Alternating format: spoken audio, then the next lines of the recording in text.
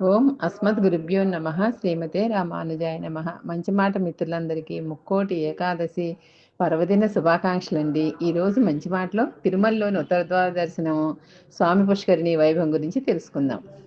ఈ బ్రహ్మాండాల్లో ఎక్కడ అటు భూతకాలంలోనూ ఇటు భవిష్యత్ కాలంలోనూ శ్రీ వెంకటేశ్వరుని వంటి ప్రత్యక్ష దైవం లేనే లేడు.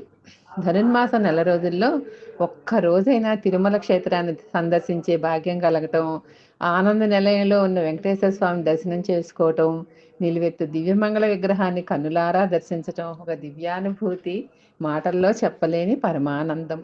ధనుర్మాసంలో శుక్లపక్షంలో వచ్చే ఏకాదశిని వైకుంఠ ఏకాదశి అంటారు. తిరుమలలో వైకుంఠ ఏకాదశి, ఆ మర్నాడు వచ్చే వైకుంఠ ద్వాదశి, ఈ 2 రోజులు పండగలా ఉంటుంది తిరుమలలో. వైకుంఠ ఏకాదశి ముందు రోజున దశమి నాటి రాత్రి ఏకాంత సేవ అనంతరం బంగారు వాకిళ్ళు మూసివేస్తారు. ఏకాదశి నుండి 10 రోజుల పాటు శ్రీవారి గర్భాలయానికి దగ్గరగా ఆనుకుని ఉన్న ముక్కోటి ప్రదక్షిణ మార్గాన్ని తెరవబడుతుంది. ఈ వైకుంఠ ప్రదక్షిణ మార్గం విద్యుత్ దీపాలతో, సుగంధభరితమైన పూలమాలలతో అలంకరించబడి ఉంటుంది.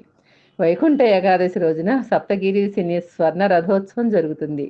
కొండలరాయుడు శ్రీదేవి భూదేవేరులతో కలిసి భక్తులకి పురవీధుల్లో దర్శనమిస్తారు.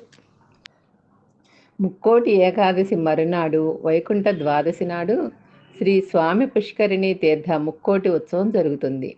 ధనుర్మాసంలో వైకుంఠ ద్వాదశి నాటి అరుణోదయ వేళల్లో ముక్కోటి తీర్థాలు శ్రీ స్వామివారి పుష్కరిణిలో వచ్చి కలుస్తాయి. పుష్కరిణిలో ద్వాదశి నాడు స్నానం చేసే భాగ్యం అందరికీ కలగదు. ఎవరైతే వేల జన్మల్లో పుణ్యాన్ని ఆర్జించుకుంటారో వారికే కోనేట్లో స్నానం చేసే భాగ్యం కలుగుతుంది. వారికి సద్యోముక్తి లభిస్తుందని వెంకటాచల మహత్యంలో స్పష్టంగా చెప్పబడింది. వైకుంఠ ద్వాదశి రోజు అరుణోదయ వేళల్లో సూర్యభగవానుడు ఉదయిస్తుండగా శ్రీ సుదర్శన చక్రానికి అర్చన, అభిషేకం అయిన పిదప అర్చక స్వాములు స్వామి పుష్కరంలో మంగళ స్నానం చేయిస్తారు. దీనినే చక్ర స్నానం అంటారు.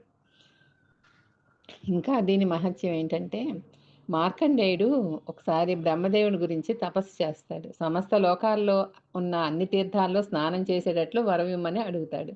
బ్రహ్మగారు అది అసాధ్యం, ఎన్ని లోకాలు ఉన్నాయో నాకే తెలియదు, ఎన్ని బ్రహ్మాండాలు ఉన్నాయో నాకే తెలీదు, కానీ నీ కోరిక తీర్చడానికి ఒకే ఒక మార్గం ఉంది. అదేమిటంటే వెంకటాచలంలోని స్వామి పుష్కరంలో వైకుంఠ ద్వాదశి నాడు స్నానం చెయ్యి, నీ కోరిక నెరవేరుతుందని చెప్తాడు బ్రహ్మగారు.